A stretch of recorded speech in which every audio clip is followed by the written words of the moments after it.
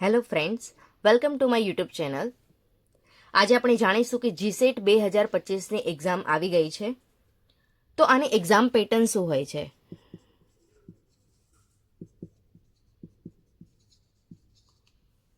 તો આની અંદર વિદ્યાર્થીએ ટોટલ 2 પેપર આપવાના હોય છે. એક હોય છે પેપર 1 અને એક હોય છે પેપર નંબર 2. પેપર 1 છે એ તમારું જનરલ હોય છે. પેપર નંબર 2 હોય છે એ તમારું સબ્જેક્ટિવ પેપર હોય છે. હવે વાત કરીએ કે ક્વેશ્ચન, તો પેપર 1ની અંદર તમારે ટોટલ 50 ક્વેશ્ચન હોય છે, જ્યારે પેપર 2ની અંદર તમારે 100 ક્વેશ્ચન હોય છે. એક ક્વેશ્ચનના 2 માર્ક્સ હોય છે, એટલે તમારે ટોટલ થયું 100 માર્ક્સનું પેપર અને પેપર 2 તમારે રહેશે 200 માર્ક્સ. ટોટલ તમારે 300 માર્ક્સની એક્ઝામ હોય છે.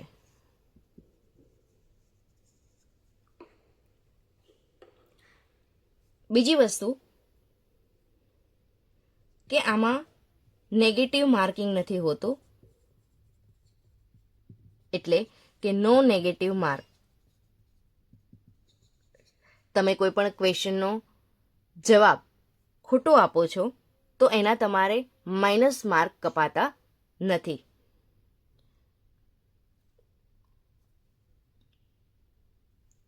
હવે જોઈએ કે આ એક્ઝામનો ટાઈમ શું રહે છે. આ એક્ઝામનો ટાઈમ 9:30 લઈને 10:30 વાગ્યા સુધી, એટલે કે પૂરો 1 કલાક તમારે આપવાનું છે પેપર 1 અને 10:30 થી 12:30 તમારે પેપર 2ની એક્ઝામ આપવાની છે. હવે જોઈએ કે 2025ની એક્ઝામ ડેટ પણ આવી ગઈ છે. તો કઈ છે એક્ઝામ ડેટ? 16 નવેમ્બર 2025. અને આ એક્ઝામ સન્ડેના દિવસે જ હોય છે, એટલે કે રવિવારના દિવસે. હવે જોઈએ કે આ યુનિવર્સિટી જે એક્ઝામ લે છે એ કોણ કન્ડક્ટ કરે છે? તો MS યુનિવર્સિટી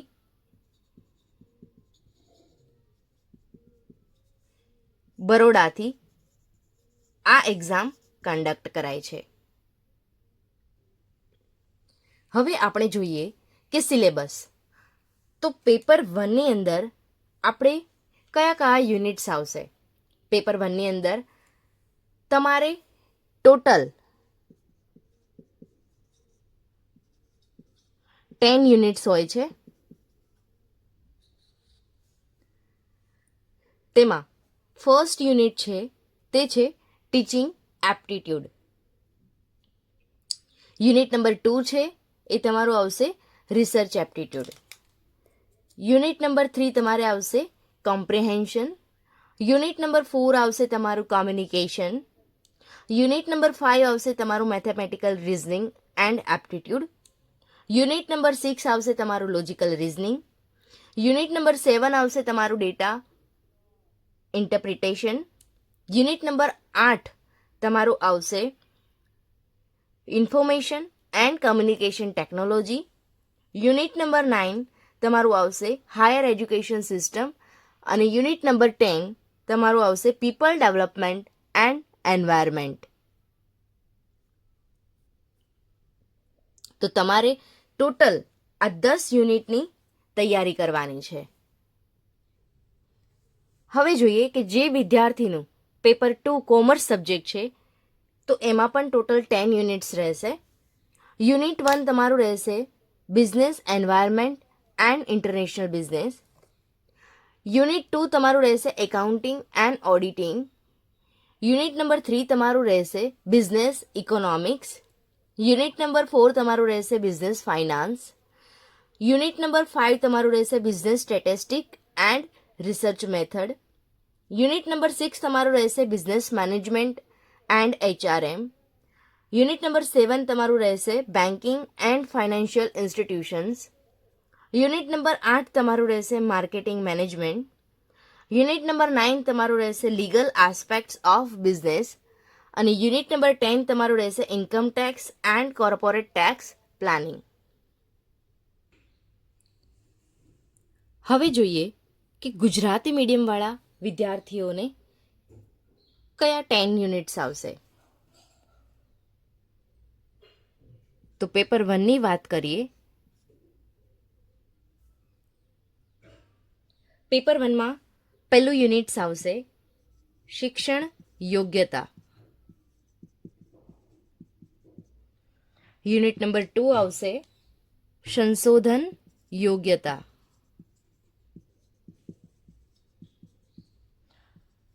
યુનિટ નંબર 3 આવશે ગદ્ય સમીક્ષા. યુનિટ નંબર 4 આવશે સંચાર. યુનિટ નંબર 5 આવશે તર્ક, જેની અંદર મેથેમેટિકલ રીઝનિંગ એટલે કે ગાણિતિક તર્કની વાત કરી છે. યુનિટ નંબર 6 તર્કસંગત દલીલો.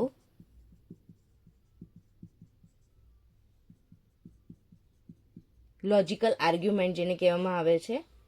યુનિટ નંબર 7 આવશે માહિતીનું અર્થઘટન. માહિતીનું અર્થઘટન. યુનિટ નંબર 8 આવશે માહિતી અને સંચાર ટેકનોલોજી. માહિતી અને સંચાર ટેકનોલોજી. યુનિટ નંબર 9 આવશે તમારો સમાજ અને પર્યાવરણ.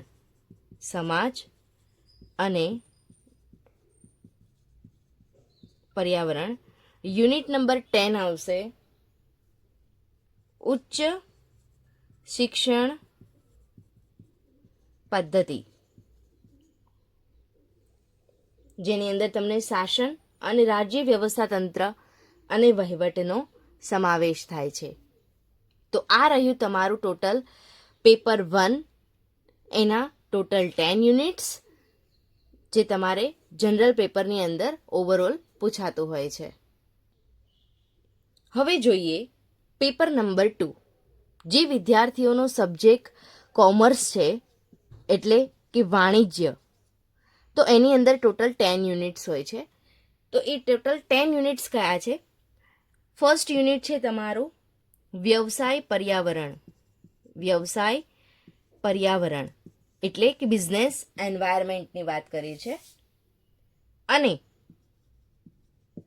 આંતરરાષ્ટ્રીય વ્યવસાય.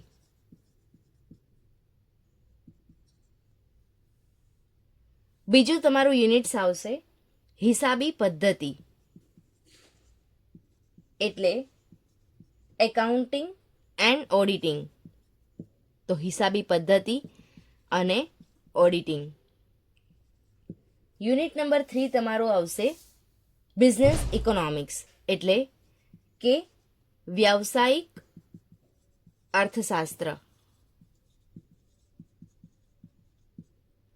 યુનિટ નંબર 4 તમારું આવશે વ્યાવસાયિક નાણાકીય વ્યવસ્થા.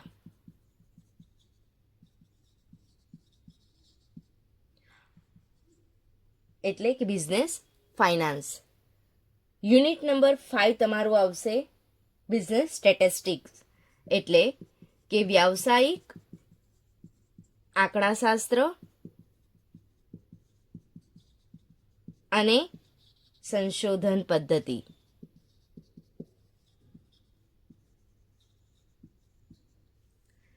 યુનિટ નંબર 6 તમારું આવશે બિઝનેસ મેનેજમેન્ટ એન્ડ HRM એટલે કે વ્યાવસાયિક સંચાલન અને માનવ સંસાધન વ્યવસ્થાપન એટલે કે business management and HRM human resource management. Unit number 7 તમારું આવશે બેન્કિંગ અને નાણાકીય સંસ્થાઓ એટલે બેન્કિંગ અને financial institution.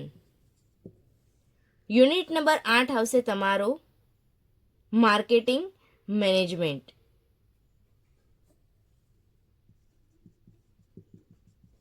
Marketing management. Unit number 9 તમારો આવશે વ્યવસાયના કાનૂની પાસાઓ એટલે legal aspect of business. Unit number 10 તમારો આવશે આવકવેરા અને કોર્પોરેટ કર આયોજન એટલે ઇન્કમ ટેક્સ અને કોર્પોરેટ ટેક્સ પ્લાનિંગ. તો આ રહ્યા તમારા ટોટલ કોમર્સના એટલે કે વાણિજ્યના ટોટલ 10 યુનિટ્સ. તો વિદ્યાર્થી મિત્રો, આ વિડીયો તમને કેવો લાગ્યો? જો તમને ઇન્ફોર્મેટિવ લાગ્યો હોય તો આ વિડીયોને લાઈક કરજો, શેર કરજો અને સબસ્ક્રાઈબ કરી દેજો. અને બાજુમાં આપેલા બેલ આઇકનને દબાવી દેજો જેથી આવનાર વિડીયોની નોટિફિકેશન સૌથી પહેલાં તમને મળે. અને કોઈ નેક્સ્ટ ઇન્ફોર્મેશન શેની જોઈએ છે તો કમેન્ટ સેક્શનમાં મેસેજ કરો, હું એ વિડીયો લઈને આવીશ.